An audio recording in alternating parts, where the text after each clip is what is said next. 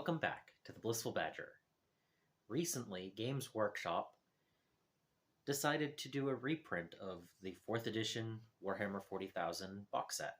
Now, I purchased 2 of these about a decade ago, early on in my hobbying career, and I've had my crashed lander sitting in a box, waiting to finally be used. And I felt now was finally the right time. So, one of the things that took me so long to decide was what colors I wanted to paint these. I didn't know how I wanted to do the Earth or the spaceship itself. And after a while, I decided I would ask someone. If I couldn't figure out the color scheme, maybe someone else could. And a little back and forth, and we decided that purple iris and copper would be an interesting color combination. The first step was to dust off the years of neglect. A clean surface helps the paint adhere to the models. I'm going to start on the ground with a layer of burnt umber. I don't worry about being neat here. We're building up layers and we'll get the lander in another step.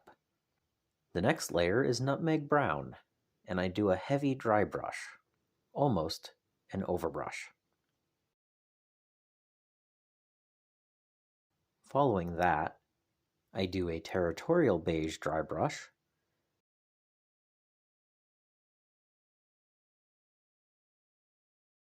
and you can really see the difference here.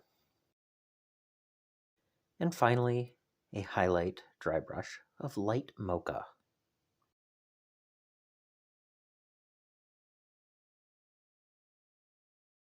I start the lander with an overall coat of purple iris, being careful to get close but not on the dirt layers. I follow this up with a second coat to give better coverage. I get all of the detail metallic areas in worn penny, and a few highlight details in gunmetal gray.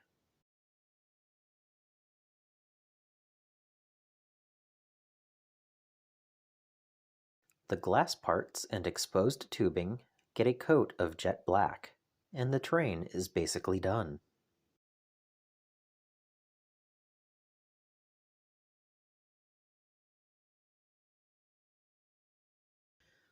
So I'm pretty happy with how they turned out. I did find out, though, that my camera likes to show this more as a blue than as a purple. Interesting fact. So yes, this is purple iris. Go figure. So, I have 5 more pieces of terrain painted.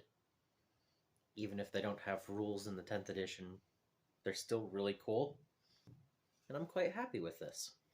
I'm sure I could put, another 5 hours into making it even better, but it is terrain. And I don't really want it to take away from all of the models on the table, especially if those models are also battle ready.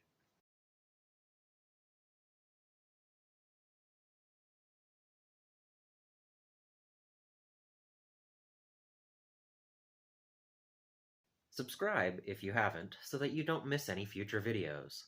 I also want to thank my patrons and supporters for making these videos possible. And until next time, I hope you find your bit of bliss.